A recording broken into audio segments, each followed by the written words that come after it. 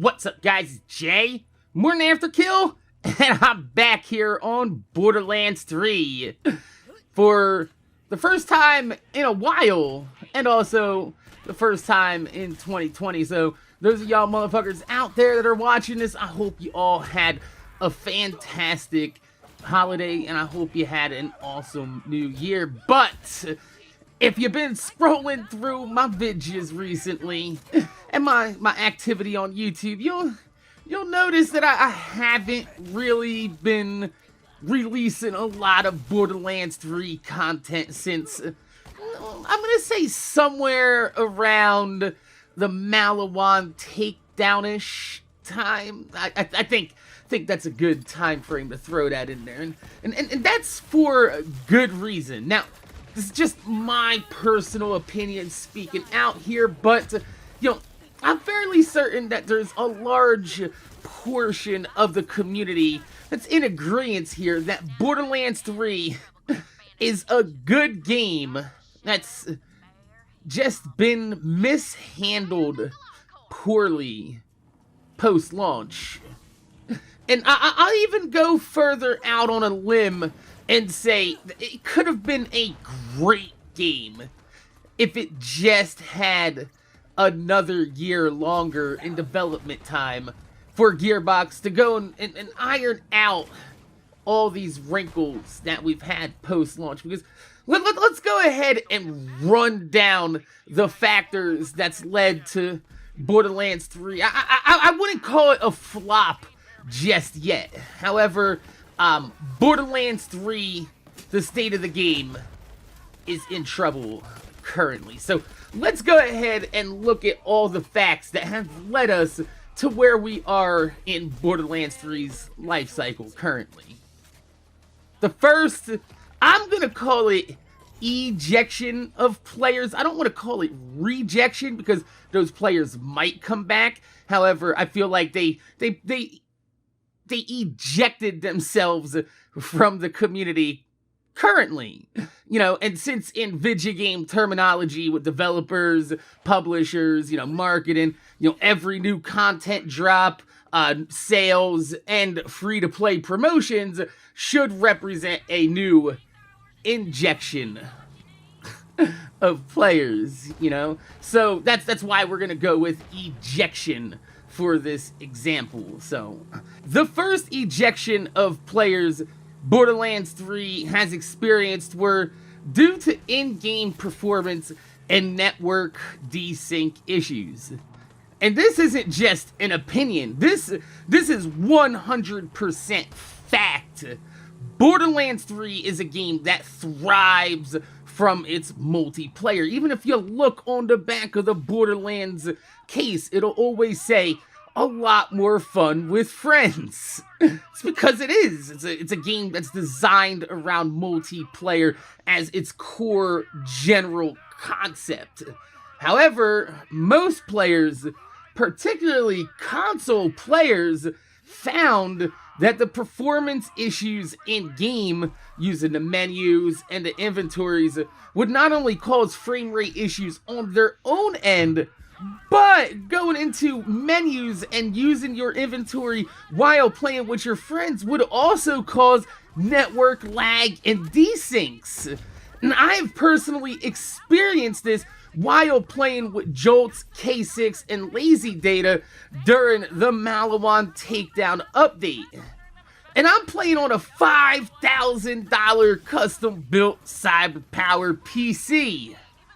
And, the Malawan Takedown update was like 2 months after the launch of Borderlands 3, and we were still seeing these issues. So, yeah, I think it's fair to say that the first ejection of players are from these issues. And they're still around. These are still prevalent issues. They're just not as bad as they were at launch, which shows that Gearbox can fix these issues.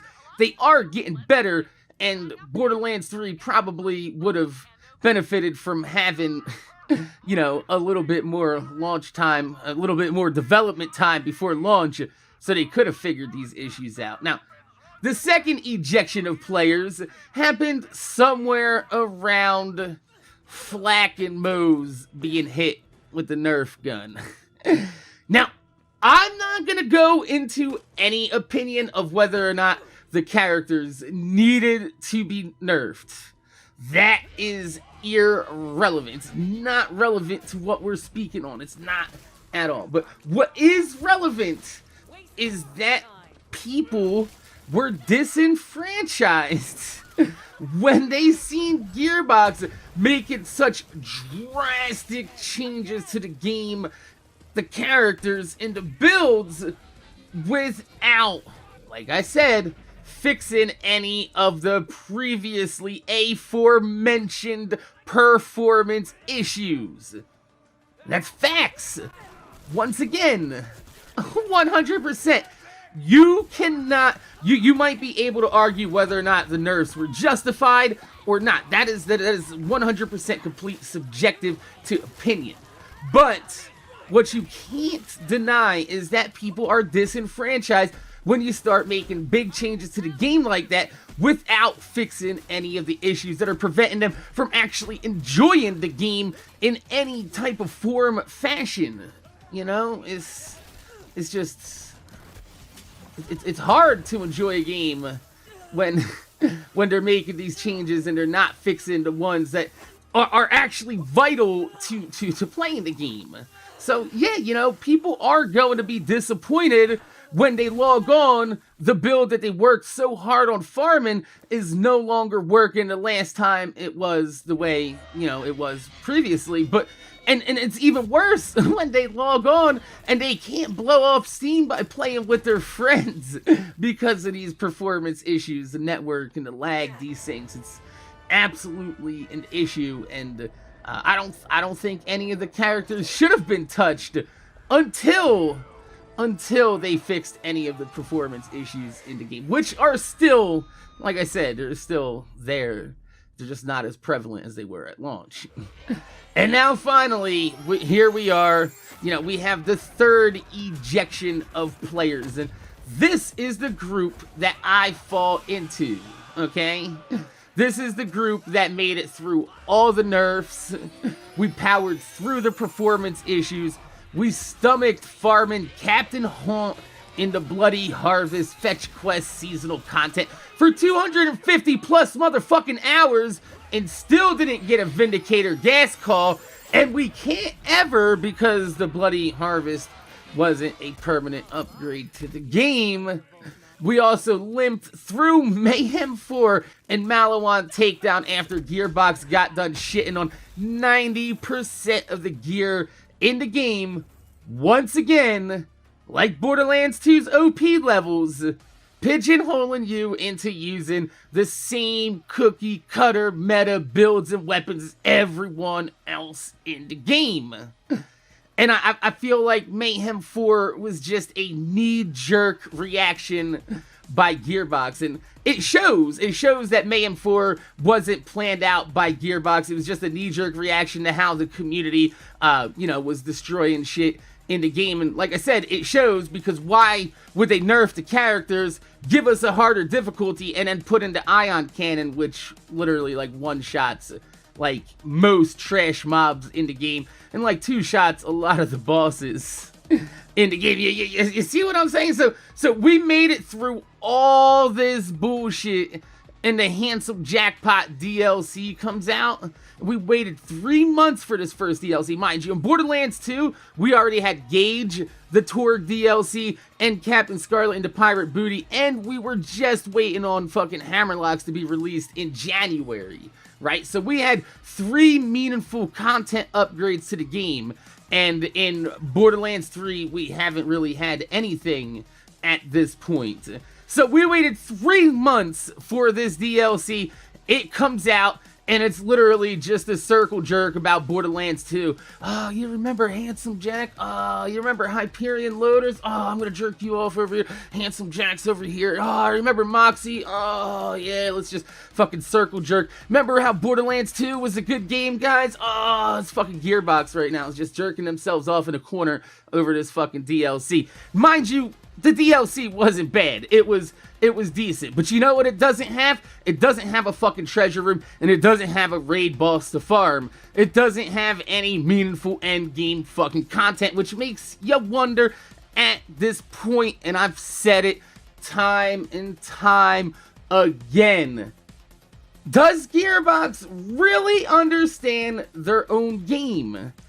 And I think after all these years, it's painfully obvious that the answer is a resounding no. I'm going to shout it from the rooftop. No, Gearbox does not know what makes Borderlands 3, well, the Borderlands community tick. They just don't understand us, because if they really wanted to, this game could be the game that we wanted, because, you know, we were waiting for Borderlands 2.5, essentially. Borderlands 2 version 2.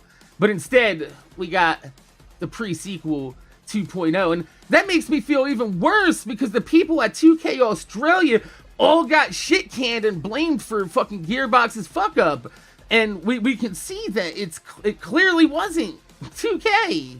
I mean, yeah, it clearly wasn't 2K Australia. It was just Gearbox that doesn't understand this community, doesn't understand this game. So, my name is Jay, MorninAfterKill. I want to thank you guys for watching. Make sure you guys rate, comment, subscribe. If you leave a thumb up on the video, I'd highly appreciate it, because it gives me motivation to make more videos for y'all motherfuckers to watch my motherfucking videos. But let me know in the comment section down below, do you feel like Borderlands 3's post-launch reception would have been a lot better if they had just another year of development time?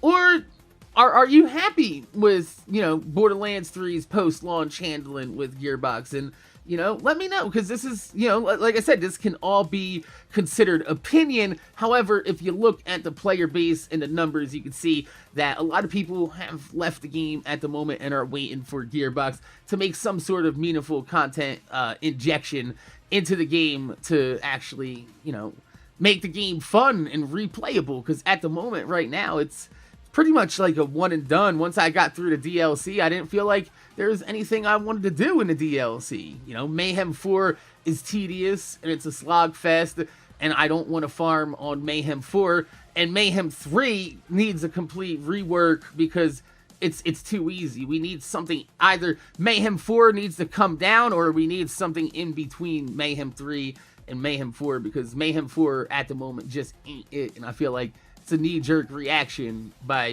Gearbox for people consuming this content as fast as we have. But let me know in the comment section down below. My name's Jay, MorninAfterKill. Thanks for watching, and thanks for, you know, making it to 2020 here with us. Got a lot more shit on the way. Even if it's not going to be some Borderlands shit, you know, we got some other shit coming. You know, Cyberpunk is going to be coming out later this year. That shit looks fucking awesome. And everybody's all up on that Witcher shit right now, and I want to see what CD Projekt Red can do. And, you know, I'm Polish, motherfucker, so shout the fuck out to my Polish brothers out there. Fucking CD Projekt Red holding it down. My name's Jay, MorninAfterKill.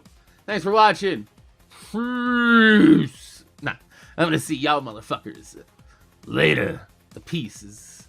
That's Twitch. Peace. Where the fuck is my mouth?